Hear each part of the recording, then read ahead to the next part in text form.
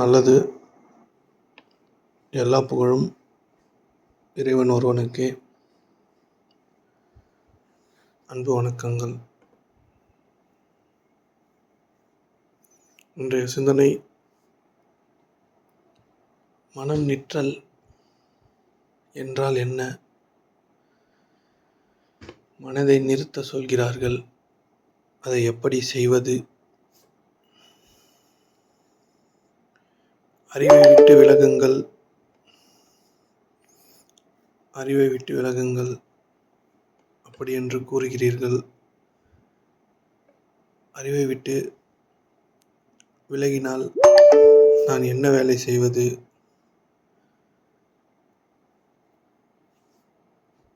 யார் இங்கு வெற்றியாளர்கள்? வணக்கம் முத்துக்குமார். வணக்கம். இந்த மாதிரி சிந்தனைகள் இருக்கு.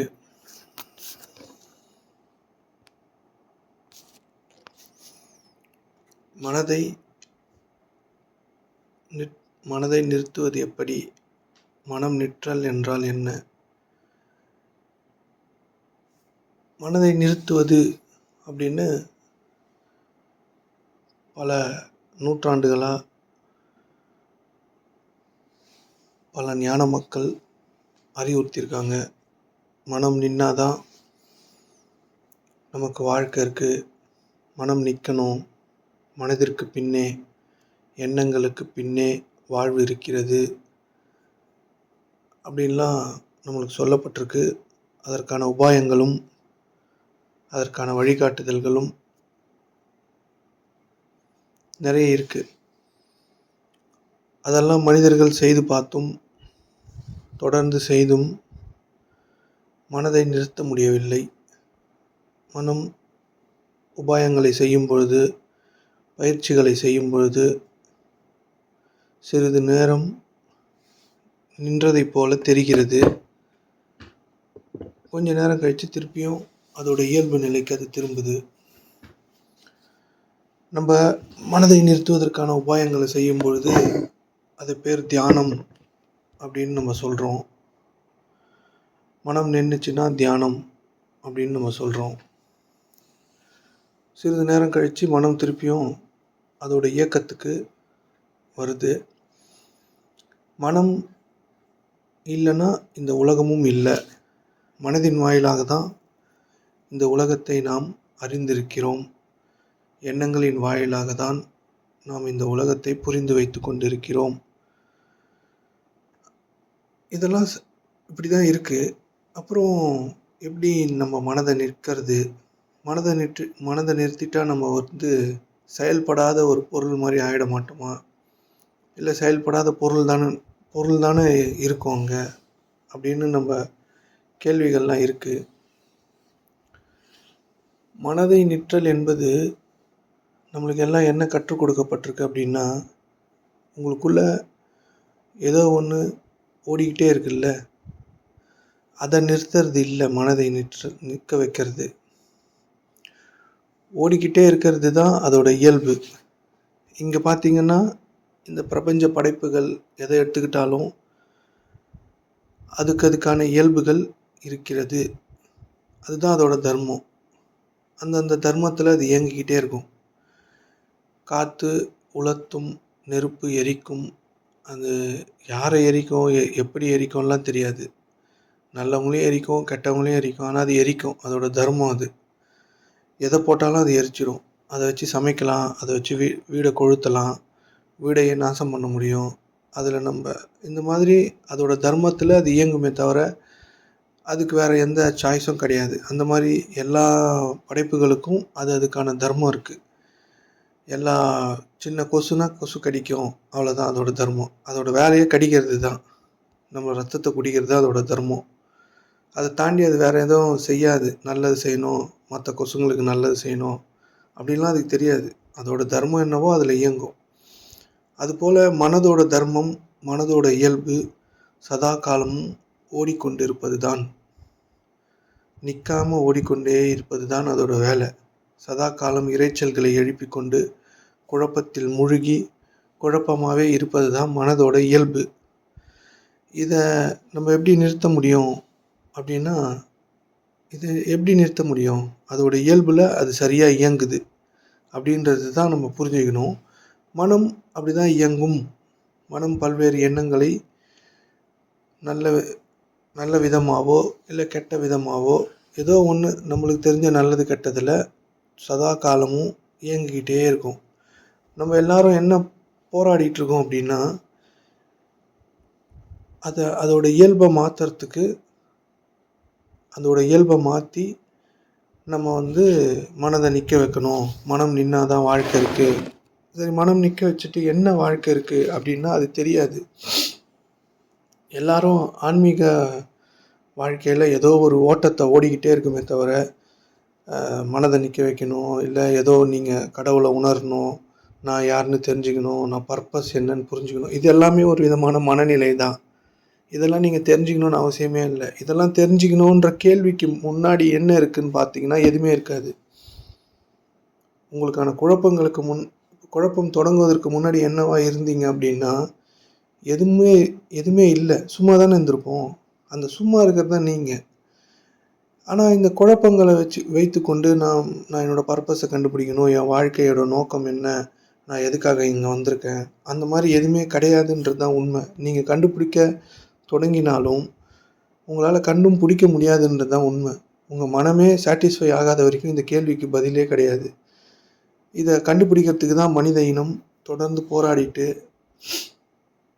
நான் என்னவா எதுக்காக இங்கே படைக்கப்பட்டிருக்கேன், எனக்கு என்ன கர்மங்கள் இருக்குது, நான் இந்த மாதிரி நிறைய ஸ்பெக்குலேஷன்ஸ். அதை தொடர்ந்து உங்களுடைய மனம் சதா காலம் ஓடிக்கொண்டு அப்படியே சுற்றிக்கிட்டே இருக்குது. ஆனால் நம்ம என்ன நினைக்கிறோன்னா, மனதை நிறுத்தணும், இந்த ஓடுகின்ற மனதை நிறுத்தணும். அதற்கான உபாயங்கள் செய்து நிறுத்தி பார்த்தா கொஞ்சம் நேரம் நல்லா இருக்கிற மாதிரி தெரியுது, ஏதோ அனுபவங்கள் எனக்கு கிடைச்ச மாதிரி தெரியுது, வெளிச்சம் வந்த மாதிரி தெரியுது, இல்லை நான் முன்ஜென்மத்தில் நான் என்னவா இருந்தேன் அப்படின்னு நிறைய மக்களால் சொல்லப்படுது, நான் out of the body experience ஏற்பட்டிருக்கு அப்படின்லாம் நிறைய பேர் நிறைய விஷயங்களை சொல்லிகிட்ருக்காங்க. இது எதுவுமே உண்மை கிடையாதுன்றது தான் உண்மை. ஆனால் உங்களுக்கு ஏற்படுற அனுபவங்களும் உங்களுக்கு கிடைக்கின்ற சொற்ப போதைகளும் தான் ஏதோ நீங்கள் தியானம் பண்ணுறதுனால உங்களுக்கு கிடைக்கிறது அப்படின்னு நீங்கள் நினச்சிட்ருக்கீங்க. தியானம்ன்றது மனம் ஓடுகின்ற மனதை நிறுத்துறதுனால ஏற்படுவது இல்லை. தியானம் தான் நீங்கள். தியானம்னா ஒன்றுமே இல்லாத நிலைன்னு அர்த்தம். ஒன்றுமே இல்லை, ஆனால் எல்லாம் இருக்குது அப்படின்னு ஒன்று. இங்கே என்ன இருக்குதுன்னு பார்த்தா இந்த வெட்ட வெளி மட்டும்தான் இருக்குது. இதில் ஒன்றுமே இருக்காது. நீங்கள் கையெல்லாம் வச்சு இதை என்ன வேணாலும், இந்த வெட்ட வெளியை நீங்கள் என்ன பண்ணாலும் அது உங்களுக்கு இசையும். நீங்கள் உங்களுக்கு வெளியில் ஒரு வெட்ட வெளி இருக்குதில்ல, ஒரு ஸ்பேஸ். இந்த ஸ்பேஸை நீங்கள் என்ன பண்ணாலும் அது ஒத்துக்கும், அது இசையும், எல்லாமே செய்யும். அதில் நீங்கள் எந்த வித தாக்கத்தையும் உங்களால் ஏற்படுத்த முடியாது. அதுதான் தியானம். புரியுதுங்களா? அதுதான் உங்களுக்குள்ளேயே இருக்குது ஸ்பேஸ். நீங்கள் தூங்கும்பொழுது உங்களுக்குள்ளே என்ன இருக்குது, ஆனால் நீங்கள் உயிரோடு இருக்கிறீங்க, உங்களுக்கு மனம் இல்லை, நீங்கள் என்னவா இருக்கிறீங்கன்னு உங்களுக்கே தெரியாது, தூங்கின்னு மட்டும் இருக்கிறீங்க. கனவு வந்தால் மட்டும் உங்களால் கனவு வந்திருக்குன்னு கொஞ்சம் புரிஞ்சிக்க முடியுது. அந்த கனவு தான் உண்மைன்னு தூக்கத்தில் கொஞ்சம் நேரம் வாழ முடியுது. தூங்கி எழுந்து பார்த்த பிறகு தான் இது ஒரு கனவு, உண்மை இல்லைன்னு, அதாவது உலகத்தில் இது நடக்கலை, எனக்குள்ளே நடந்திருக்கு அப்படின்னு புரிஞ்சுக்கிறீங்க. அந்த கனவு எப்படி உண்மைன்னு நம்புறீங்களோ அதே மாதிரி தான் இந்த உலக வாழ்க்கையும் கண்ணு திறந்த பிறகு நீங்கள் நம்பிக்கிட்டு இருக்கீங்க. உங்களோட நம்பிக்கைகள் எல்லாமே அந்த மாதிரி நம்பிக்கிட்டு இருக்கீங்க. இப்போ இந்த உலக வாழ்க்கையில் நீங்கள் வாழ்கிற வாழ்க்கை, உங்களை சுற்றி நடக்கிற எல்லா விஷயங்களையும் நீங்கள் நம்பிக்கிட்டு இருக்கீங்க. ஆனால் கனவு காணும்போது எப்படி கனவு உண்மைன்னு நினச்சிங்களோ சேம் அதே மாதிரி இந்த உலகத்தையும் நீங்கள் நினச்சிட்ருக்கீங்க. எதன் அடிப்படையில்னா நீங்கள் வச்சிட்ருக்க எண்ணங்களின் அடிப்படையிலும் தீர்ப்பின் அடிப்படையிலும் வாழ்க்கை இதுதான் அப்படின்னு நீங்கள் ஏதோ இந்த வாழ்க்கையில் பெற்ற அனுபவங்களின் அடிப்படையிலும் இதுதான் வாழ்க்கை, இப்படி தான் நம்ம இருக்கணும், இதுதான் முக்கியம் அப்படின்னு சொல்லி செயல்படுறீங்க. ஆனால் அதெல்லாம் முக்கியமும் கிடையாது, அதெல்லாம் சரியும் கிடையாது. அதனால தான் உங்களுக்கு இன்பம்னு ஒன்று வரவே மாட்டுது, அதாவது பேரானந்தம்னு ஒன்று வரவே மாட்டுது. ஆனந்தமாக நம்ம மாற மாட்டோம். நிறைய நன்மை செய்த மக்களுக்கும் நிறைய சிரமங்கள் ஏற்பட்டு வாழ்க்கை துண்டாடப்பட்டு சிரமத்தில் இறந்துருக்காங்க. எதுவுமே செய்யாத ரொம்ப கொடூரமாக இருந்த மனிதர்கள் நல்லபடியாக வாழ்ந்தவர்களும் இருக்கிறாங்க. அதனால் இந்த வாழ்க்கையில் நீங்கள் எதை நல்லது எதை கெட்டதுன்னு சொல்லவே முடியல. நல்லது செய்த நிறைய பேர் துன்பப்பட்டு செத்தும் இருக்கிறான். நிறைய துன்பங்களை மனிதர்களுக்கு இழைத்தவன் நிறைய பேர் நல்லா வாழ்ந்து செத்தும் இருக்கிறான். இங்கே எதுவுமே சரியானதாக இருக்குதான்னா அப்படி இல்லை. நம்மளே நிறைய பேரை பார்த்துருக்கோம். ரொம்ப நல்லவங்க, ஆனால் அவங்களுக்கு ஏன் இவ்வளோ கஷ்டம் வருது அப்படின்னு நம்ம சொல்லி பார்த்துருக்கோம். இப்போ மனதை நிற்க வைக்கிறது அப்படின்னா என்ன அப்படின்னா, உள்ளுக்குள்ளே ஒன்று ஓடிக்கிட்டு இருக்கு. அந்த ஓடுறத ரியலைஸ் பண்ணதில்ல ஒன்று. அது எப்பயுமே நிற்கும். அது அசையாதது. அதன் பேர் ஆன்மா. அது பேர் அசலம். நிற்காத ஒன்று உங்களுடைய சுயம். அதை தனியாக நிற்க வைக்கிறது தான் மனதை நிற்க வைக்கிறது. மனதோட ஓட்டம் ஓடிக்கிட்டே தான் இருக்கும். ஆனால் அந்த ஓடுறத உங்களால் ரியலைஸ் பண்ண முடியுதில்ல. எனக்கு இப்போது இந்த எண்ணம் வருது அப்படின்னு நீங்கள் அது கூட கலக்குறீங்கல்ல. இப்போ ஏதோ ஒரு எண்ணம் வந்திருக்குன்னா அது கூட கலக்குறீங்க.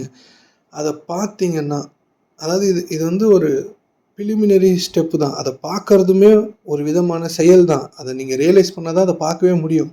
அதையும் கடந்த நிலையெல்லாம் இருக்குது. அது பேர் தான் மனதை நிற்க வைக்கிறது. Beyond thoughts. புரியுதுங்களா? அதை அப்படியே விட்டுடுறது. நீங்கள் மட்டும் தனியாக இருக்கிறது. அது பேர் தான் தியானம். நீங்கள் மட்டும் என்னைக்கு தனியாக ஆறீங்களோ, உங்களோட சுயம், உங்களோட உயிர், நீங்கள் தூங்கும்பொழுது உங்களுக்கு எந்த எண்ணமும் இல்லை, நீங்கள் எங்கே இருக்கிறீங்க எதுவுமே தெரியாத ஒரு நிலை இருக்குல்ல, சுகமாக இருக்குல்ல தூக்கம். ஆழ்ந்த தூக்கம் உங்களுக்கு சுகமாக இருக்குதுல்ல. இப்போ நீங்கள் உட்காந்துருக்கீங்க, இதை கேட்டுட்ருக்கீங்க, உங்கள் உடம்புல எந்த வலியும் இல்லை, எதுவும் இல்லை. சாதாரணமாக உங்கள் உடல் இருக்கும்போது ஒரு சுகம் இருக்குல்ல, அது எங்கேருந்து கிடைக்குது? ஏதாச்சும் வலி ஏற்பட்டால் தான் வலின்னு சொல்கிறோம். அதுக்கு முன்னாடி ஒரு சுகநிலை இருக்குது. அதை தானே நம்ம எல்லோரும் காப்பாற்றிக்க போராடுறோம். இப்போ உங்களுக்கு ஒரு தலைவலி வருது, ஆனால் தலைவலிக்கு முன்னாடி ஒரு சுகம் இருந்தது. தூங்கும்பொழுது எதுவுமே இல்லாமல் இருந்தீங்க, தூங்கி எழறீங்க. அப்போ அந்த எதுவுமே இல்லாத அந்த 8 மணி நேரம் யாருன்னா, எதுவுமே இல்லை உள்ள ஒரு காலியாக இருந்தது, ஆனால் எல்லாமே இருக்குது அதுக்குள்ளே.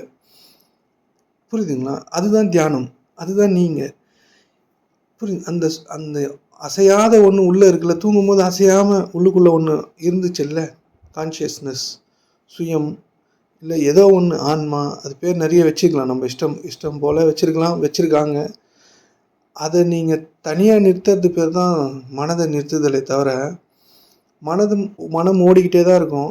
அதை நிறுத்தவே முடியாதுன்றது தான் உண்மை. அதை நிறுத்த நீங்கள் முயற்சி பண்ணிங்கன்னா நமக்கு தான் பைத்தியம் முடிச்சிடும். ஏன்னா அதை நிறுத்த முடியாது. நீங்கள் மனதில் ஓடுகின்ற ஏதாச்சும் ஒன்றுத்தில் கை வச்சிங்கன்னா அது பல 100 எண்ணங்களை தோற்றுவிச்சிடும், குழப்பத்தை ஏற்படுத்தும். புரியுதுங்களா? மனதை செம்மையாக பயன்படுத்த கற்றுக்கிறது தான் மனதை நிறுத்துறது.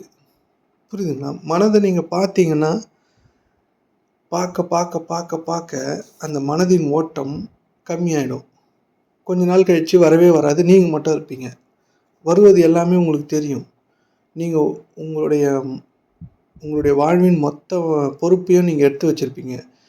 அதனால் மனம் ஓடுகின்றது, அதை நிறுத்துறது பேர் நிற்றல் இல்லை. ஓடாமல் ஒன்று உள்ள எல்லாத்தையும் ரியலைஸ் பண்ணின்னு இருக்குல்ல, அனுபவங்களையோ, மனம் இந்த மாதிரியான இப்போ உங்களுக்கு ஒரு குழப்பம் வந்திருக்குது, ஒரு வெறுப்பு வந்திருக்குது, ஏதோ ஒரு எண்ணத்தின் அடிப்படையில் நீங்கள் எதையோ யோசித்து அதன் அடிப்படையில் ஏதோ ஒரு உணர்ச்சியை பெறுகிறீர்கள். அதை பெற்று ஒன்று கஷ்டப்படுதோ இல்லை சந்தோஷப்படுதோ ஒன்று எக்ஸ்பீரியன்ஸ் பண்ணதில்ல, அதை நீங்கள் தனியாக எடுக்கிறது பேர் தான், உங்களுடைய சுயத்தை தனியாக பிரித்து நிறுத்துறது பேர் தான் மனம் நிற்றல். மனம் ஓடிக்கிட்டே தான் இருக்கும். அதை அப்படியே கழட்டி விட்டுறது தான் மனம் நிற்றல். மனது மேலே அதை நிற்க வைக்கணும், அதை உட்கார வைக்கணுன்றதெல்லாம் இங்கே வேலை கிடையாது. அதோட வேலை அது ஓடும், அவ்வளோதான். நீங்கள் அதை தனியாக நின்று பார்க்க ஆரம்பிச்சிங்கன்னா அந்த ஓடுறது கம்மியாகி ஏன்னா அந்த தனியாக நின்று பார்க்குறதும் நீங்கள் தான், மனமும் நீங்கள் தான். இது புரிஞ்சுக்கணும். கொஞ்சம் சிரமமான விஷயம். அதாவது ரெண்டுமே ஒன்று தான். இப்போ உங்களுக்குள்ளே என்ன இருக்குதுன்னு நீங்கள் இப்போ உங்கள் உடம்பு வெட்டினா என்ன இருக்கும்? ஒன்றுமே இருக்காது. ஆனால் உள்ளுக்குள்ளே ஏதோ இருக்குது.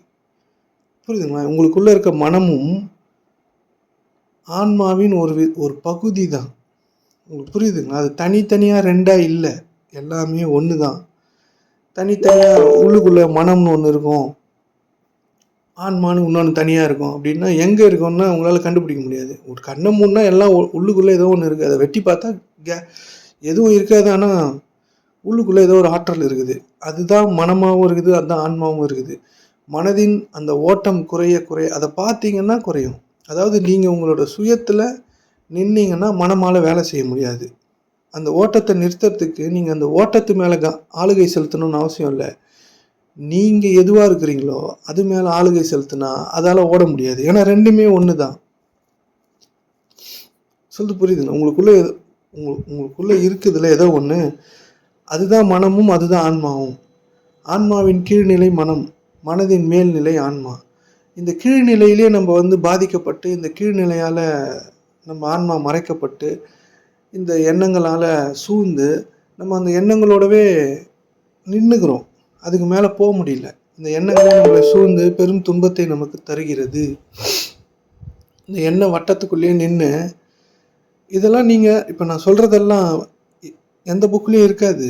ஏன்னா இதை நான் பார்த்து உங்களுக்கு சொல்லிகிட்டு இருக்கிறது. எதனா ஒரு புக்கில் இருந்துச்சுன்னா அவங்க சொல்கிறது அது அவ்வளோதான்.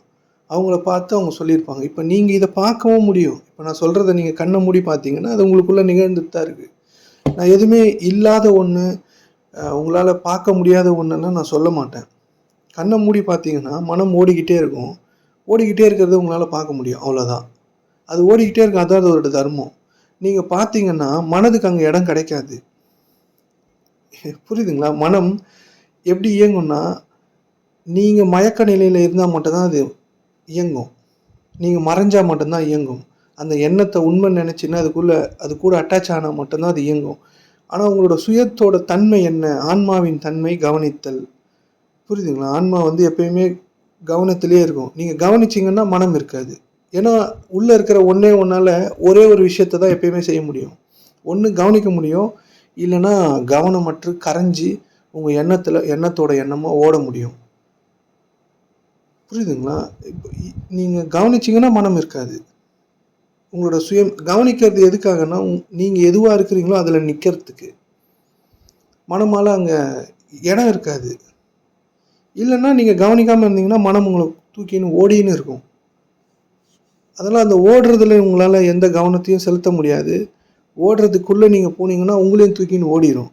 ஓடுறத அப்படியே அலோவ் பண்ணிவிட்டு நீங்கள் தனியாக நின்று அந்த ஓடுறத பார்க்க ஆரம்பிச்சிங்கன்னா ஓடுறது கொஞ்சம் கொஞ்சமாக கம்மியாயிடும். நீங்கள் பார்த்தா அதால் ஓட முடியாது. ஏன்னா ஃபங்க்ஷன் ஒன்று தான் உள்ளே பண்ண முடியும். நாயால் குறைக்க முடியும், இல்லைன்னா சாப்பிட முடியும். ரெண்டுமே பண்ண முடியாது. அந்த மாதிரி உங்களால் உங்களை பார்க்க முடியும், இல்லைன்னா மனது கூட இணைஞ்சு ஓட முடியும். இது ரெண்டுத்தில் எது நடந்தாலும் எதுனா ஒன்று தான் நடக்கும். அதனால் மனதை நிற்க வைக்கிறதுக்கு ஓடுறதுல கவனம் செலுத்தியோ இல்லை ஓடுறதை நிறுத்தத்துக்கு நீங்கள் பாடுபடுறதுனாலையோ எந்த பயனும் இல்லை. அதை பண்ணவும் முடியாது. அது இம்பாசிபிள். ஆனால் நீங்கள் உங்களை பார்க்க முடியும்.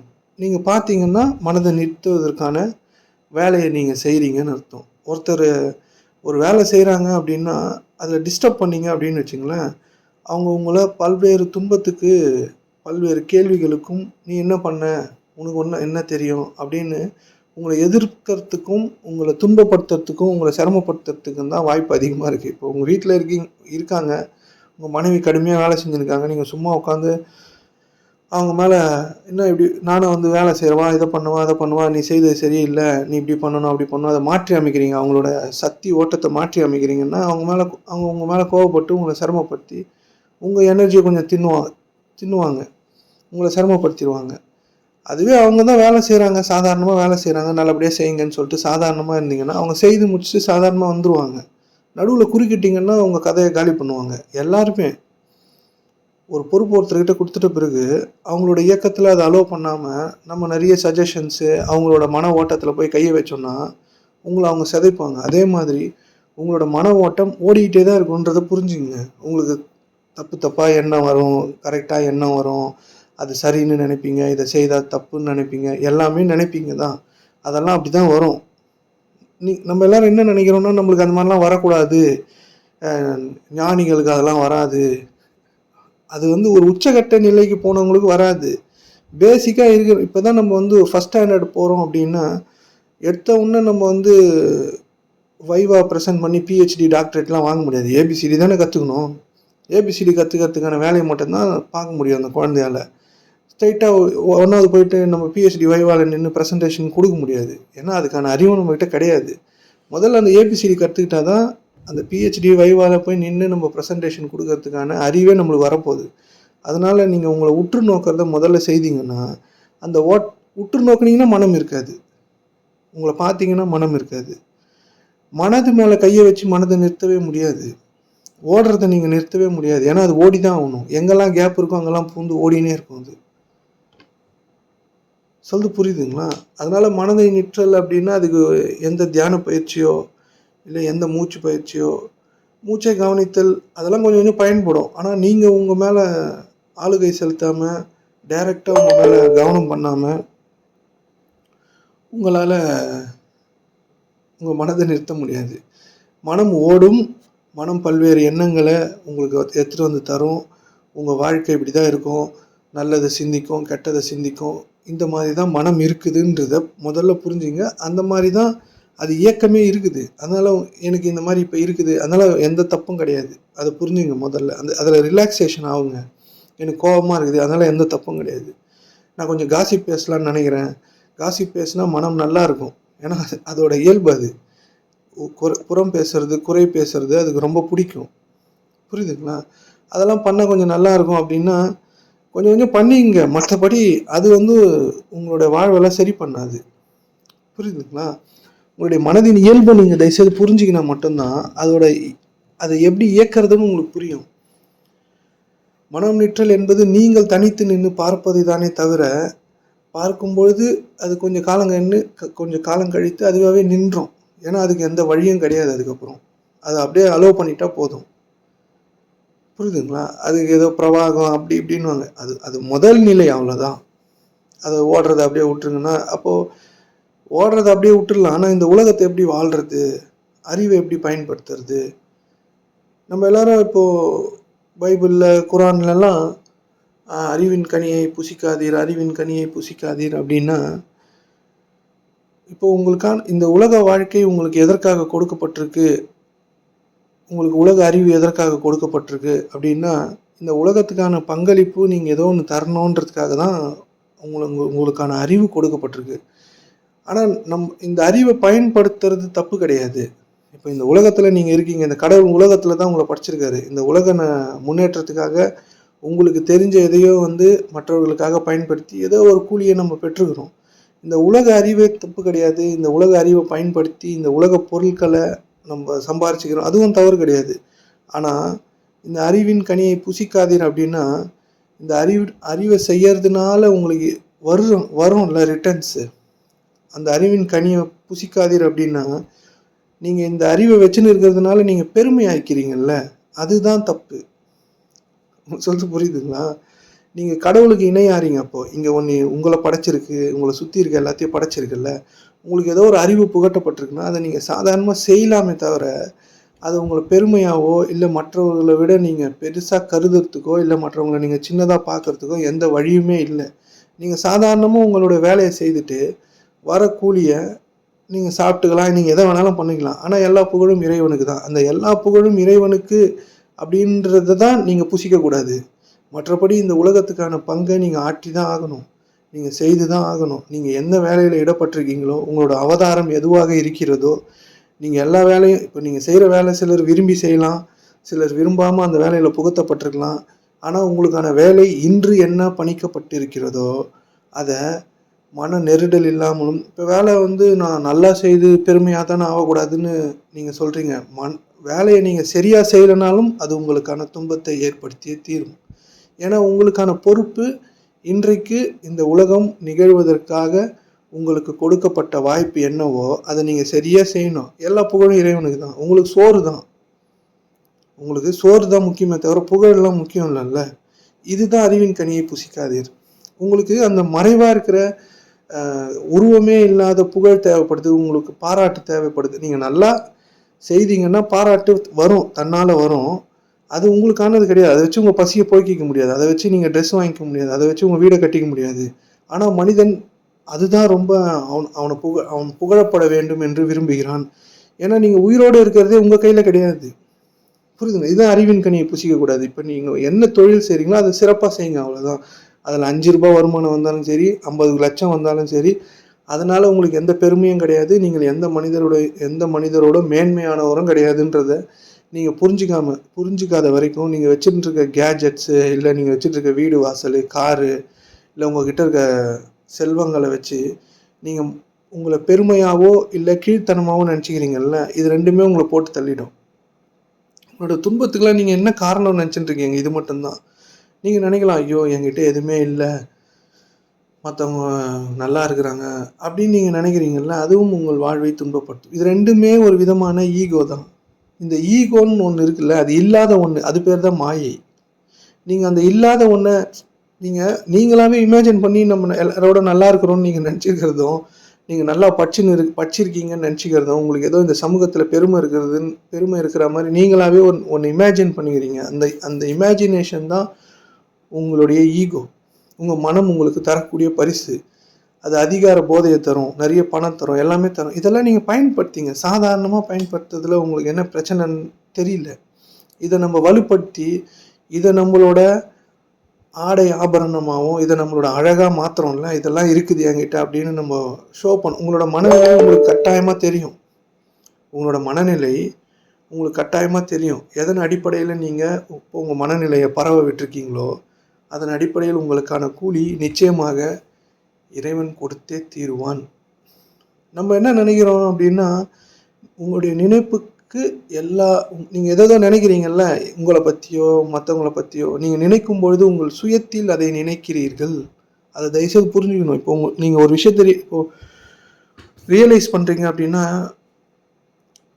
இந்த மாதிரி அவனுக்கு நல்ல வேலை கிடச்சிச்சு, என் கூட தான் சுற்றி நின்றான் நாய், இந்த மாதிரி நல்ல வேலை கிடச்சிச்சு ஒரு நினைப்பு நினைக்கிறீங்கல்ல, அவனுக்கு நல்ல வேலை கிடச்சிச்சு, அந்த நாய்க்கு நல்ல வேலை கிடச்சிச்சின்னு ஒரு விதமான ஒரு எனர்ஜி ஸ்டேட்டை உள்ளுக்குள்ளே உருவாக்கி வச்சு அதை சாப்பிட்டீங்கல்ல, அதை சாப்பிட்டோன்னே என்ன ஆகும்? இப்போ நீங்கள் சோறு சாப்பிட்றீங்க, என்ன நடக்குது? உங்களுக்கு ஜீரணமாகி ஏதோ ஒரு சக்தி உங்களுக்குள்ளே கொடுக்கப்படுது.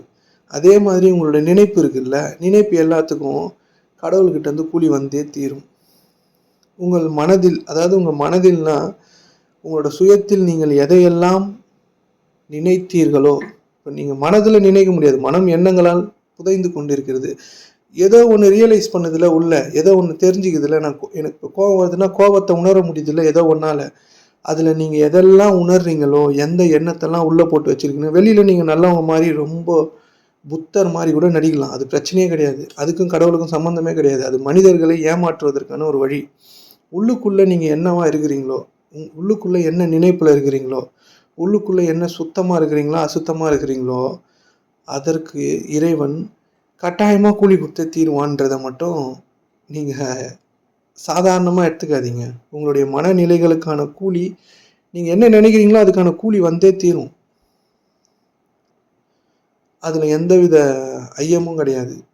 நீங்கள் ஏதோ நினைப்பீங்களே எல்லாரை பற்றியும், சாதாரணமாக மாமியாரை பற்றி மருமகளை பற்றி மாமியாரும், பக்கத்து வீட்டுக்காரனை பற்றி, வேலை செய்கிறவங்கள பற்றி ஏதோ ஒன்று நினைக்கிறீங்கல்ல, கணவனை பற்றி. அந்த நினைப்பு என்னவா இருக்கிறது அப்படின்னு பாருங்கள்.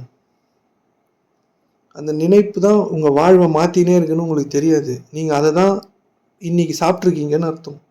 அது நாளைய வாழ்வை உங்களுக்கு, நீங்கள் இது எதுக்கு எனக்கு இப்படிலாம் நடக்குது, நான் நல்லா வந்தானே, நான் என்ன தப்பு பண்ணேன் அப்படிலாம் கேட்பீங்க. நினைப்பு என்னவா இருக்குது அப்படின்றது ரொம்ப ரொம்ப இம்பார்ட்டன்ட். உங்களுடைய எண்ணங்களை இறைவன் செவியேற்பவனாக இருக்கிறான். இறைவன்னா உங்களுக்குள்ளே ஏதோ ஒன்று இருக்குது, அது நீங்கள் எதெல்லாம் நினைக்கிறீங்களோ அது கேட்டுரும். நீங்கள் நினைக்கிறீங்க நம்ம தான் கேட்டு வச்சுக்கிறோம் அதுன்னு, அப்படி இல்லை. உங்கள் மூச்சு காற்றின் வழியாக எல்லாம் அதற்கு அறிவிக்கப்பட்டுவிடும். ஒவ்வொரு மூச்சு காத்தும் உங்களுக்கான நன்மையும் தீமையும் கொண்டு வந்து கொடுத்து கொண்டு இருக்கிறது. நீங்கள் எதை உணர்கிறீர்களோ அதை இந்த மூச்சு காற்று வழியாக நீங்கள் வெளியில் அனுப்பிடுறீங்க. அது எல்லாமே அதுக்கு தெரிஞ்சிடும். அதற்கான கூலியை நீங்கள் பெற்றே தீருவீர்கள் என்பதை எந்தவித சந்தேகமும் இல்லை. இதெல்லாம் ஒரு நுண்ணிய கல்வி. அதனால் நல்லதை நினை, நல்லதே நடக்கும்னு சும்மா சொல்லிட்டு போக மாட்டாங்க. நல்லதை நினைனா கடவுளை தாண்டி நினைக்கிறதுக்கு எதுவும் இல்லைன்னு அர்த்தம். உங்களால் நல்லதை இவருக்கு நான் நல்லது செய்ய போகிறேன், இவருக்கு தான் நல்லது அப்படிலாம் நினைக்க முடியாது. எல்லாத்தையும் இறைவன்கிட்ட பொறுப்பேற்படுத்திட்டு நீங்கள் காலி ஆகிட்டு உங்கள் அறிவுனால நீங்கள் நினைக்கிறது எதுவும் அவ்வளோ பெரிய நல்லதெல்லாம் கிடையாது. இறைவன் தான் நல்லது. புரியுதுங்க? எந்த செயலை குறித்தும் நீங்கள் எந்த டிசிஷன் எடுக்காமல் சாதாரணமாக வேலைகளை செய்து கடந்து போனீங்கன்னா அது பேர் தான் நல்லது. நல்லது என்பது இறைவனை நினைத்தீங்கன்னா நல்லது நடக்கும். உங்களுடைய நினைப்பு இறைவனாக இருக்கட்டும். இப்போ உங்கள் மேலே நீங்கள் செய்யாத குற்றத்துக்கான குற்றச்சாட்டுகள்லாம் உங்கள் மேலே வீசுகிறாங்கன்னா, இறைவன்கிட்ட பொறுப்பு ஏற்படுத்திட்டு நான் இதை செய்யலைன்றது உங்களுக்கு மட்டும் தெரியும், மற்ற யாருக்கும் தெரியாது. ஏன்னா மற்றவங்க தான் வெளியில் நிற்கிறாங்களே நீங்கள் தான் செய்தீங்கன்னு. அந்த உங்களுக்கு தெரியுது இல்லை, உங்கள் மேலே குற்றச்சாட்டு எரிஞ்சவங்களை எந்தவித குற்றக்குறையும் சொல்லாமல் இறைவன்கிட்ட பொறுப்பு ஏற்படுத்திட்டு நீங்கள் சாதாரணமாக இருந்தீங்கன்னா, நீங்கள் அந்த குற்றத்தை செய்யலைன்னு நீங்கள் அதை செய்யலைன்னு அவங்களுக்கு காண்பிக்கப்பட்டுரும். நீங்கள் நிரூபிக்க போனீங்கன்னா முடியாது. இது ரொம்ப டிப்பிக்கல். இந்த பிரபஞ்சம் இப்படி தான் வேலை பார்க்கும். இதுக்கு யார் சும்மா இருக்கிறாங்களோ அவங்களுக்கு தான் இது உதவி செய்யும். சும்மா இருப்பது என்பது இறை நினைப்பில் இருப்பது. புரியுதுங்களா? உங்களுக்கு ஏதோ ஒரு அறிவு இருக்குல்ல, அதை செய்துட்டு பெருமைலாம் உங்களுக்கு தேவை சோறு தானே, அதை மட்டும் வாங்கிக்கணுமா, அந்த வேலையை மட்டும் செய்தோமா, அதான் உங்கள் வேலை. உங்களுக்கு பெருமைலாம் தேவை கிடையாது. உங்களுக்கு பெருமை உங்களுக்கு எந்த விதத்துலையும் இந்த உலக பொருட்களை உலக வாழ்க்கையை உங்களுக்கு தரப்போகிறது இல்லை. நீங்கள் எத்தனையோ பெருமை மிக்க மனிதர்கள்லாம் இருக்கிறாங்க, அவங்களாம் சோத்துக்கே லாட்ரி அடித்தவங்களாம் இருக்கிறாங்க. புரியுது? உங்கள் வேலை மனிதன் வயிற்றின் பக்கமே அப்படி தெரிந்து கொள்ளட்டும் அப்படின்னு குரானில் இருக்குது. அவனுக்கு சோறு தான் ரொம்ப முக்கியமே தவிர உங்களுக்கு பெருமை சூப்பரான ஆளுங்க நீங்கள் நல்லா இது பண்ணுவீங்க அப்படி இப்படின்னு சொன்னால், இப்போ எனக்கு கூட சோறு தான் ரொம்ப முக்கியம். ஏன்னா நீங்கள் நல்லா காலையில் 3 மணிக்கு நீங்கள் எங்களை எழுப்பி விட்டுறீங்க, சூப்பருங்க, நீங்கள் ஒரு பெரிய ஞானி, இந்த மாதிரி ஞானியை நான் பார்த்ததே இல்லைன்னா எனக்கு வயிறுலாம் ரொம்ப எனக்கு சோறு தான் முக்கியம். நீங்கள் சாப்பிடாம இருக்கலாமே, நீங்கள் தான் அதெல்லாம் இங்கே வேலை கிடையாது. மனிதன் வயிற்றின் பக்கமே, அவனுக்கு சோறு தான் ரொம்ப இம்பார்ட்டன்ட், அவனோட உலக தேவைகள் தான் ரொம்ப இம்பார்ட்டன்ட். பசியை ஜெயிச்ச ஞானின்னு நீங்கள் யாருமே கிடையாது. கொஞ்சம் சோறு சாப்பிட்டு தான் ஆகணும். அதனால் இந்த புகழ் எல்லாமே இறைவனுக்கு தான். நீங்கள் புகழும் வேணும் சோறும் வேணும்னா நீங்கள் புகழெல்லாம் சுமக்க முடியாது. அடுத்த வாட்டி அதே மாதிரி உங்களால் செய்ய முடியுமான்னா தெரியாது. இந்தியா ஒரு வாட்டி வேர்ல்டு கப் ஜெயிச்சது, அடுத்த வாட்டி ஜெயிக்கணும்ல. பயங்கரமாக புகழ் இந்தியா கிடச்சிச்சு அப்படின்னா அடுத்த வாட்டி ஜெயிக்கணும்ல. அடுத்த வாட்டி அது நடக்குமானே தெரியாது. உங்களோட புகழை உங்களால் காப்பாற்ற முடியுமானே உங்களுக்கு தெரியாது. அதை காப்பாற்றி இருக்கிறதுக்கு போராடின்னு இருப்பீங்க. இப்போ நீங்கள் ஒரு வாட்டி செய்து ஒரு விஷயத்த செய்கிறீங்க, புகழ் பட செய்துடுறீங்கன்னா உங்களுக்கு புகழ் வேணும்னா அடுத்த வாட்டி அதே மாதிரி செய்யணும்ல. அது ப்ராபபிலிட்டிலேயே இருக்குது. அப்போ அது நம்ம கையில் இல்லைன்னு தானே அர்த்தம். நீங்கள் செய்கிற எல்லா விஷயங்களும், இப்போ நீங்கள் சமைக்கிறீங்க, ஒரு நாள் பிரியாணி சூப்பராக செஞ்சிடுறீங்க, அதே மாதிரி அடுத்த நாள் செய்வீங்களான்னா இல்லைல்ல. அது வேறு விதமான டேஸ்ட்டை தான் எடுத்துன்னு வந்து தருது. அப்போ புகழ் மட்டும் உங்களுக்கு எப்பயுமே தேவைப்படும் அப்படின்னா அது எப்படி சரியாக இருக்கும்? புரியுதுங்களா? அதனால் அறிவை நீங்கள் பயன்படுத்தணும். அறிவின் கனியை புசிக்காதீர்னா நீங்கள் உங்களுடைய அறிவை பயன்படுத்துறதுனால உங்களுக்கு வரக்கூடிய பொருளை பயன்படுத்திங்க. பெருமையை கடவுளுக்கு கொடுத்துருங்க. மனிதனால் அமானிதங்களை சுமக்க முடியாது அப்படின்னு இருக்கு. புரியுதுங்களா? மறைவாக இருக்கிற எதுவுமே மறைவானவனுக்கு மட்டும்தான். நீங்கள் முதல்ல பெருமைக்குரிய காரியங்களை செய்யணும். அதுக்கு நம்ம மனம் ஒன்றுபட்டால் மட்டும்தான். மனம் ஒன்றுபட்டால்னா மனமே இல்லாமல் நீங்கள் மட்டும் இருந்தால் மட்டும்தான்.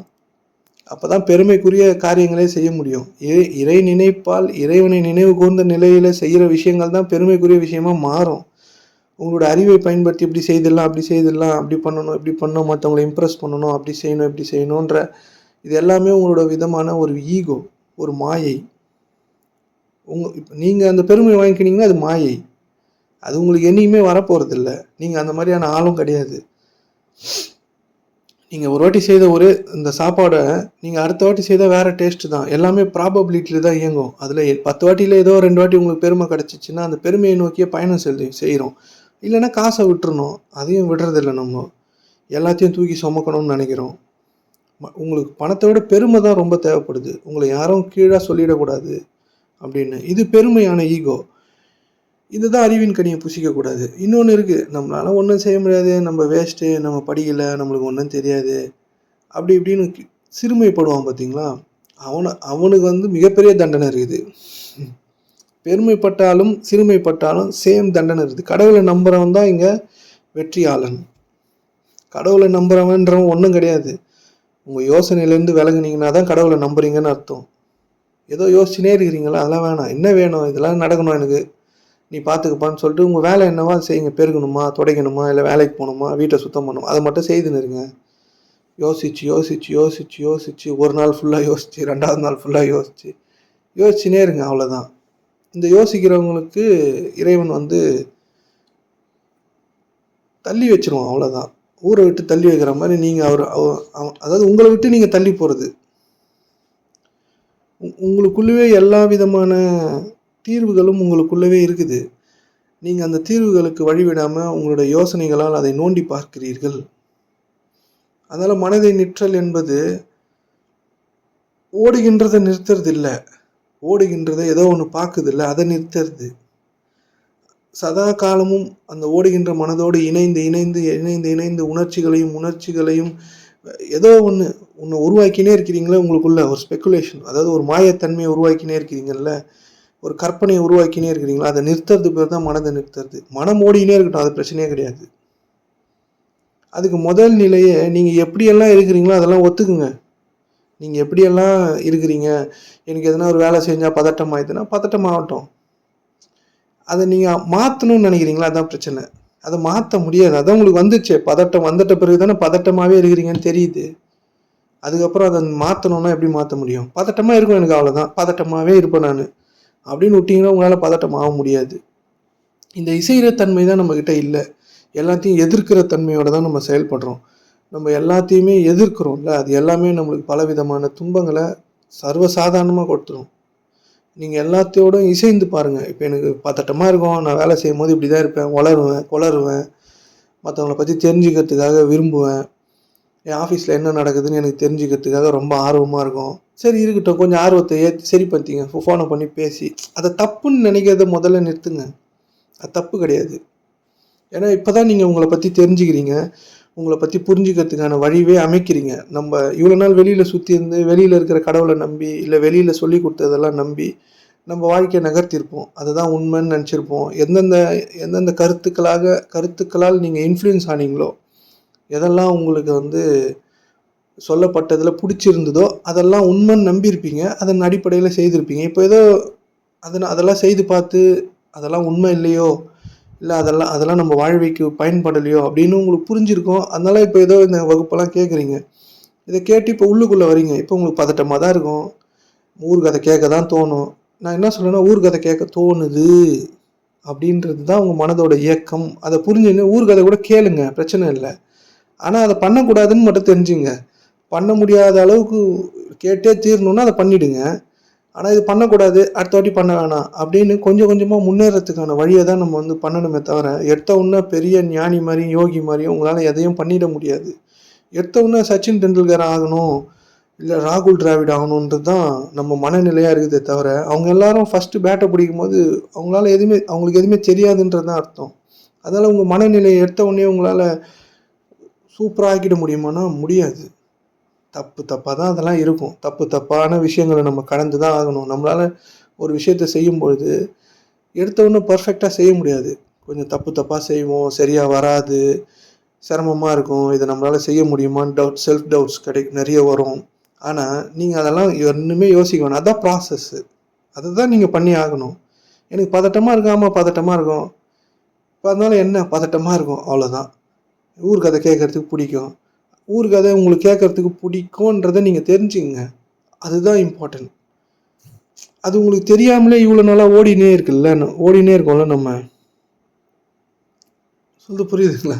ஊர்கதை கேட்குறத நம்ம நினச்சின்னு இருக்கலாம், அப்படி இல்லை. ஊர்கதை கேட்கறதுக்கு உள்ளுக்குள்ளே ஒன்று ஆசையாக துடிக்குது, மற்றவங்களை பற்றி தெரிஞ்சுக்கணுன்றது நம்மளுக்கு புரிஞ்சுக்கிட்டா போதும். கொஞ்சம் கேட்டுங்க, பிரச்சனை கிடையாது. அதனால்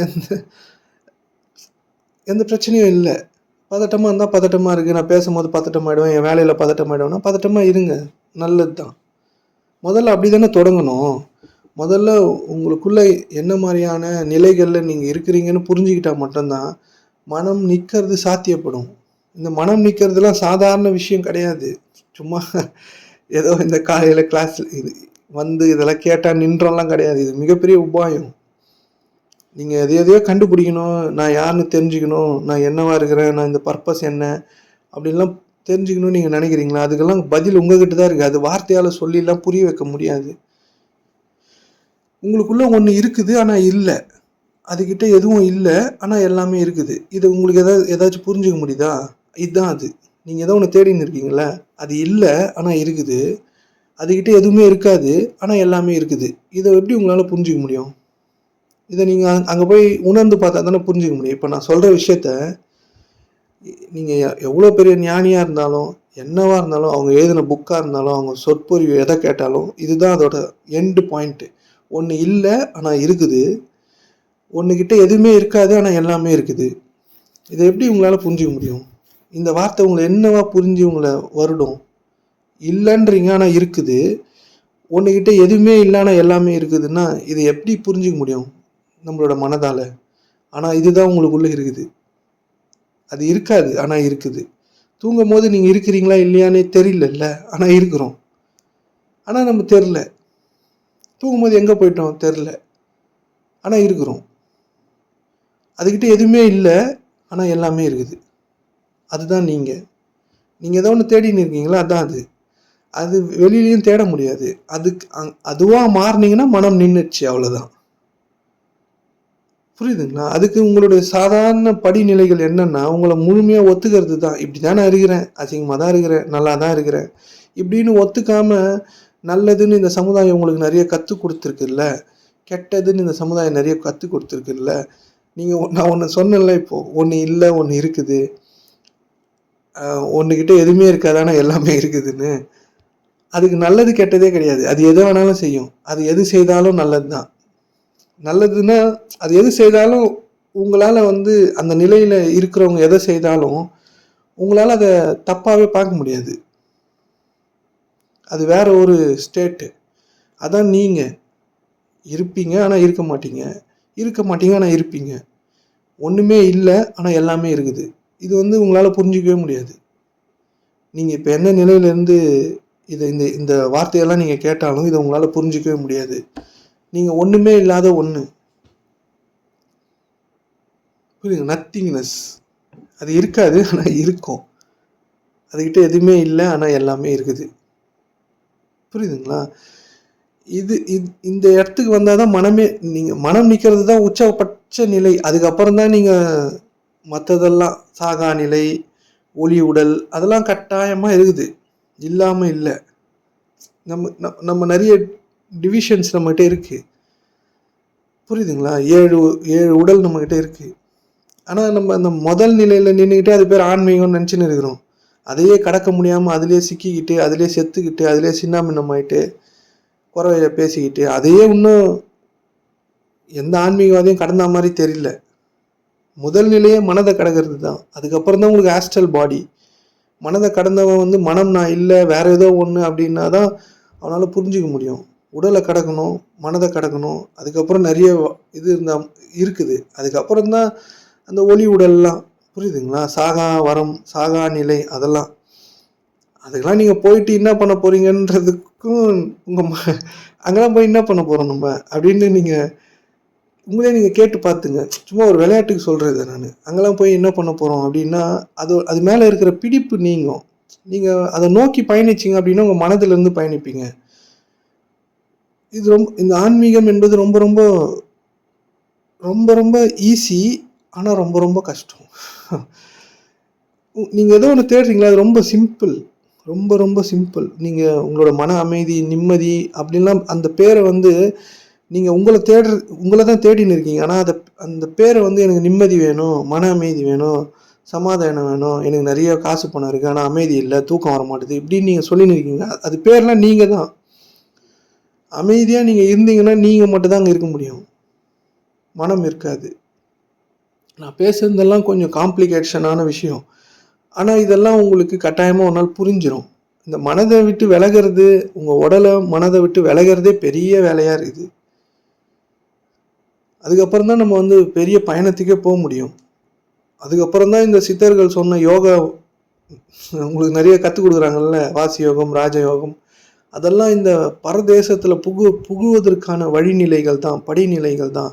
நீங்கள் உடம்பையே தாண்டாத போது, மனதையே தாண்டாத போது அதெல்லாம் செய்தீங்கன்னா உங்களுடைய உடலும் மனமும் 2 துண்டாக்கிட்டு போயினே இருக்கும் அது. ஏன்னா அதெல்லாம் ரொம்ப பவர்ஃபுல் தியானங்கள். நீங்கள் எந்த தியானம் செய்தாலும், மூச்சை கவனிக்கிறத தவிர வேறு எதை செய்தாலும், பெரிய பெரிய தியான நிலைகள் எல்லாமே நீங்கள் யார், என்னவா இருக்கிறீங்க, உங்களுக்குள்ளே என்ன இருக்குதுன்னு அந்த நிலைக்கு உங்கள் மனதையும் உடலையும் கடந்து நீங்கள் என்னவா இருக்கிறீங்கன்னு அந்த நிலைக்கு வந்த பிறகு தான் அதெல்லாம் செய்ய தகுதியானது. அதுக்கெல்லாம் தகுந்த குருமார்களோட பணிதலோட சாஷ்டாங்க பணிதல் இருந்தால் மட்டும்தான் அதெல்லாம் நம்மளால் செய்ய முடியும். இங்கே ஈஸியாக எல்லாரும் அதை செய்துன்னு இருக்கிறாங்க. அதை கற்றுக் கொடுக்குறவங்களுக்கும் அது தெரியாது. அதனால் இதெல்லாம் புரிஞ்சுங்க. மனம் நிற்றல்னா மனம் ஓடின்னு இருக்கிறத தடுத்து நிறுத்துறது இல்லை. ஓடின்னு இருக்கிறத ஏதோ ஒன்று ரியலைஸ் பண்ணதில்லை, அதை பிரித்து நிறுத்திக்கிறது. அதுக்கு பார்க்கறது, உங்களே நீங்கள் பார்க்கறது. பார்க்கும்பொழுதும் எனக்கு இந்த எண்ணம் வந்திருக்குன்னு நீங்கள் ரியலைஸ் பண்ணுறீங்க. அது முதல் நிலை. அதுக்கப்புறம் இல்லை ஒன்று இருக்குதுன்னு சொல்கிறல, அந்த நிலைக்கு வருவீங்க. அந்த நிலைக்கு வந்த பிறகு தான் நீங்கள் கொஞ்சம் இந்த இந்த பரதேசத்துக்குள்ளே புகலாம், இல்லை இங்கேயே கூட இருக்கலாம், உங்கள் இஷ்டம். புரியுதுங்களா? நீங்களாவே 10 இடத்துல இருக்கலாம், இல்லாமல் கூட இருக்கலாம். அது உங்கள் விருப்பம். ஆனால் இந்த இடத்துக்கு வர்றதே பெரிய விஷயமா இருக்குது மனிதர்களுக்கு. எல்லாரும் டிஸ்ட்ராக்ஷன்ஸ் தான் வச்சுருக்கிறாங்க. எல்லாருமே ஏதோ ஒன்று ஒரு மாய பிம்பத்தில், இந்த ஆன்மீகமே அவங்க மனதில் ஊறி ஊறி ஊறி ஊறி ஓடி ஓடி ஓடி எதையோ கண்டுபிடிக்கணும், எதை பண்ணணும், அங்கே போகணும், ஆன்மீக ஸ்பிரிச்சுவல் கிளாஸ் போகணும், இவங்க இந்த மாதிரியான வழிகாட்டுதல் பண்ணுறாங்க, அந்த மாதிரியான வழிகாட்டுதல் கொடுக்குறாங்கன்னு ஒரே குப்பை கூலங்களை சுமந்து கொண்டு சுற்றி கொண்டே இருக்கிறோம். இவர்கிட்ட போனால் அதை காமிச்சிருவார். எல்லாமே ஒரு ஸ்பெக்குலேஷன் தான். யாராலையும் உங்களுக்கு உதவியே செய்ய முடியாதுன்றது மட்டும்தான் உண்மை. குரு மட்டும் உங்களை அழுத்தி நாசம் பண்ணி விடுவார். நீங்கள் நாசமாகணும் அப்படின்னா மட்டும் குருக்கிட்ட வரலாம். இல்லை நான் வெளியிலேயே நாசமாகிக்கிறேன், கொஞ்சம் வெளியில் இருக்கிற நாசமே நல்லா தான் இருக்குது அப்படின்னா அந்த நாசத்துலேயே நீங்கள் இருக்கலாம். குரு நாசம்ன்றது உங்களுக்கு காமிக்கிறது. உங்கள் நாசன்றது இந்த உலகத்தையும் உங்களே நாசமாக்கிக்கிறது. நீங்கள் நல்லா வாழ்கிறதா நினச்சின்னு இருக்கிற வாழ்க்கையே நாசமான வாழ்க்கை தான். அது நம்மளுக்கு தெரியாது. அப்படி நம்ம நினச்சிப்போம். குருநாசம் மொத்த கெட்டதையும் உங்ககிட்ட இருந்து எடுத்துருவார். நீங்கள் அவர் எடுக்க மாட்டார். அவர்கிட்ட போனீங்கன்னா எடுப்பாங்க. அதுவாக போயிடும். புரியுதுங்களா? அதனால் இதெல்லாம் கொஞ்சம் தெளிவாக புரிஞ்சுக்கணும். மனதை நிறுத்துறதுன்னா மனதை நிறுத்தி நிற்கிறது இல்லை. மனதை நிறுத்த முடியாது.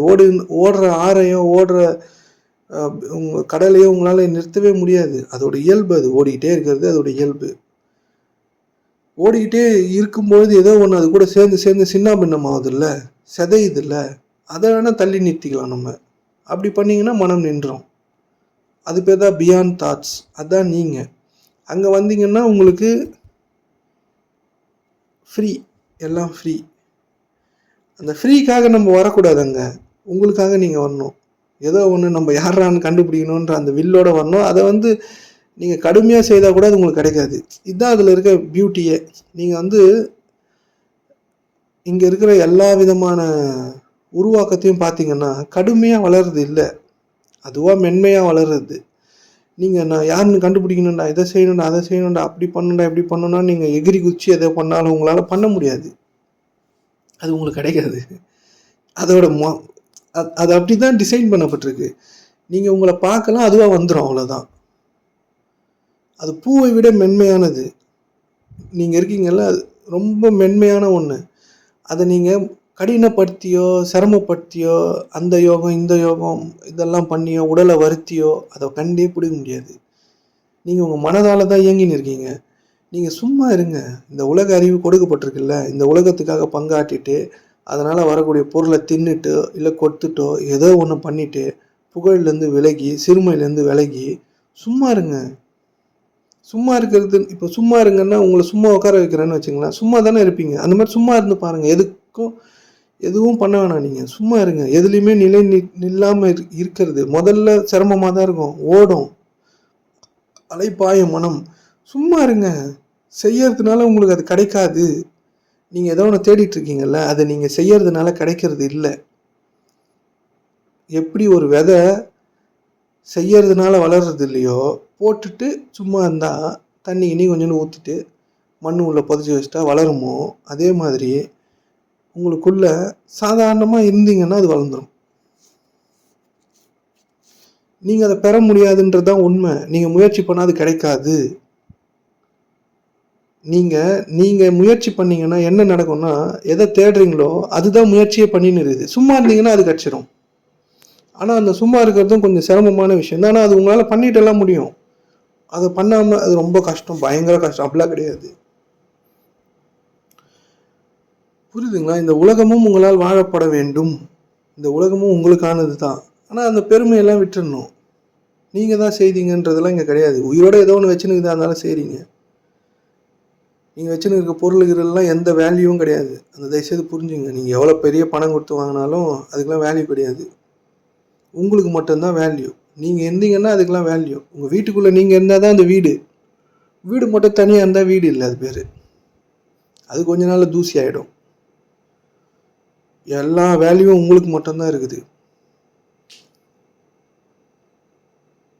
புரியுதுங்களா? அதனால அறிவின் கனியை புசிக்காதேன்னா, அந்த அறிவினால் வெளிப்படும் மறைவான புகழ் இருக்குல்ல, அது எல்லாமே இறைவனுக்கு மட்டும்தான். மற்றபடி அறிவினால் வெளியில் உங்களுக்கு கொடுக்கப்படுற பொருளெல்லாம் நீங்கள் தின்னுங்க, என்ன வேணாலும் பண்ணுங்க அந்த பொருளை வச்சு. ஆனால் மற்றவனை மேலானவன் கீழானவன் அதன் அடிப்படையில் பிரிச்சுன்னு உங்களுக்குள்ள துன்பத்தை நீங்களே ஏற்படுத்திக்காதீங்க. உங்கள் நினைப்பு எல்லாவற்றிற்கும் கட்டாயமாக கூலி இருக்குதுன்றதை மட்டும் தெரிஞ்சுங்க. அது இறை கூலி. திடீர்னு நம்மளுக்கு கேன்சர் வந்துடும், பயப்படாதீங்க. சொல்கிறேன், எல்லா நினைப்புக்கும் இப்போ யாருக்கு என்ன வரும்னு தெரியவே தெரியாது. புரியுதுங்களா? எதனா ஒரு நோய் வரும், ஏன் நோய் நம்மளுக்கு வந்துச்சு அப்படின்னு உங்களால் கேட்க முடியுமா?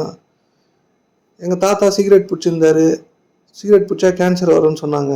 ஆனால் அவர் 85 வயசு வரையும் சிகரெட் தான் பிடிச்சின்னு இருந்தார், அவர் கேன்சரே வரல. சிகரெட்டே பிடிக்காத ஆளுக்கு கேன்சர் வருது. அவர் சிகரெட் வாசனை கூட அவருக்கு பட்டதில்லை, ஃபாஸ்ட் ஃபுட்டே சாப்பிட்டதில்லை, ஆனால் அவர் கேன்சர் வந்து சாவுறாரு. ஏன் அப்படி ஆகுது?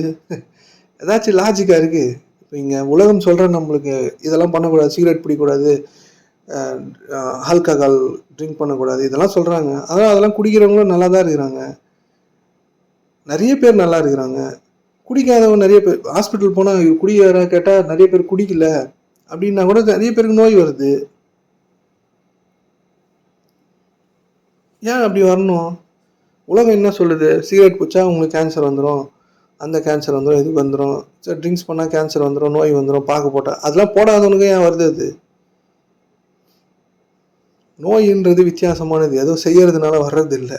நீங்கள் கொஞ்சம் அதெல்லாம் செய்தீங்கன்னா ஈஸியாக வர வச்சுக்கலாம், வேறு ஒன்றும் கிடையாது.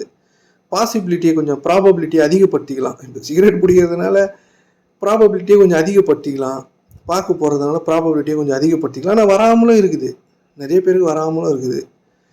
எதுவுமே பண்ணாதவனுக்கு நிறைய வரவும் செய்யுது. இதெல்லாம் எப்படி? நினைப்பு. நீங்கள் என்ன நினைக்கிறீங்களோ, நீங்கள் நம்ம சாதாரணமாக நினைக்கிறோம், யாருன்னா ஒருத்தர் கோவப்படலாம், உள்ளுக்குள்ளே காரி துப்பிக்கலாம், அவன் மேலே வஞ்சன்ஸை வச்சுக்கலாம், அவனை அப்படியே நெருப்பு மாதிரி அவன் மேலே கொட்டலாம்லாம் நம்ம நினைக்கிறோம்ல. எல்லாத்துக்கும் கூலி இருக்குது. நீங்கள் ஈஸியாக நினைக்கிறீங்க, அதை ஈஸியாக பேசுகிறோம், ஈஸியாக எல்லாரை பற்றியும் கேவலமாக பேசிடுறோம். என்னையும் சேர்த்து தான் சொல்கிறேன். ஆனால் அது எல்லாத்துக்குமே ஒரு விதமான வாழ்வை நீங்கள் பெற்றுக்கொள்வீர்கள். அந்த மாதிரி தான் இது டிசைன் ஆகிருக்கு. ஏன்னா நீங்கள் ஒன்று உள்ளுக்குள்ளே ஒரு எனர்ஜியாக உருவாக்குறீங்கல்ல, அது என்ன பண்ணும்? வேறு என்ன? நீங்கள் ஒருத்தரை பற்றி தப்பாக பேசுகிறீங்க, இல்லை நல்லதாக பேசுகிறீங்க, ஏதோ ஒன்று பேசுகிறீங்க, அதுக்கான கூலி உங்களுக்கு இருக்குது. புரியுது? நல்லதாக உங்களால் ஒருத்தனை பற்றியும் பேச முடியாது. அப்படி நல்லதாக பேசினா கூட நீங்கள் இறைவனை தவிர வேறு எதுவுமே இங்கே நல்லதில்லை. இறைவனை தாண்டி நீங்கள் யார் மேலேயும் தீர்ப்பு எழுதிட முடியாது. இறைவனை தாண்டி நீங்கள் ஒருத்தரை நல்லவன்னு சொல்லிட முடியாது. ஏதோ அவங்க வழியாக அவங்களுக்கு உதவி வந்தால் இறைவனுக்கு எல்லா புகழும் சொல்லிட்டு சும்மா இருக்க வேண்டியது தான். அவங்களுக்கு நன்றி சொல்ல வேண்டியது தான். நன்றிங்க அப்படின்னு சொல்லியிருக்கலாம், அவ்வளோதானே தவிர ஈக்குவலாக்கக்கூடாது. இறைவனுக்கு ஈக்குவலாக நல்லதுன்றதே உங்களை விலக்கிக்கிறது தான், உங்கள் எண்ண ஓட்டங்களை விலக்கிக்கிறது தான். அங்கே நின்று இறைவனை நினைவு கூறுறது தான். மற்றபடி இங்கே நிகழ்கின்ற நிகழ்வுகள் நிகழ்ந்துகிட்டே தான் இருக்குது, உங்களால் எதுவும் நிகழலை. புரியுதுங்களா? அதனால் இதெல்லாம் கொஞ்சமாக சிந்திச்சு பாருங்கள், நினைப்பை ஒழுங்குபடுத்துங்க. உங்களால் நீங்கள் தானே நினைக்கிறீங்க.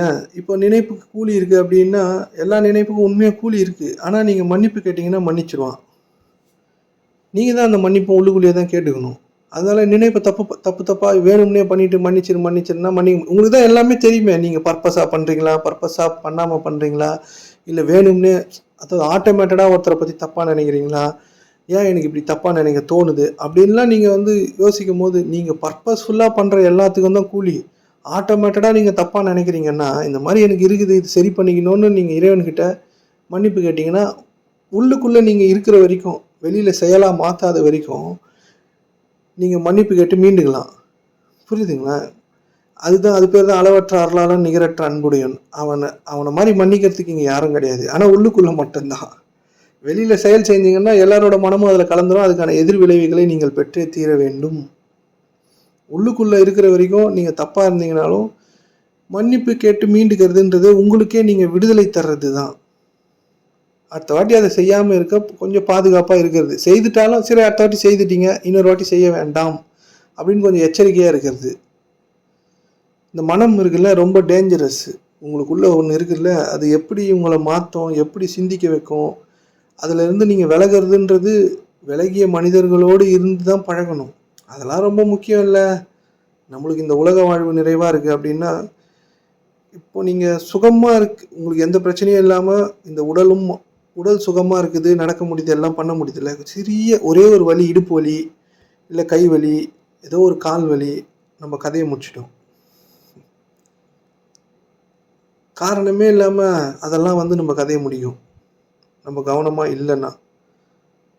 சொல்றது புரியுதுங்களா? சம்மந்தமே இருக்காது. எதுக்கு அதெல்லாம் வந்ததுன்னு கூட உங்களுக்கு தெரியாது.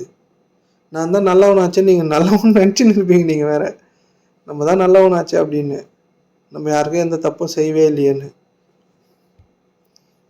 நீங்கள் நல்லது நிறைய செய்ய வேண்டியதும் இருக்குது.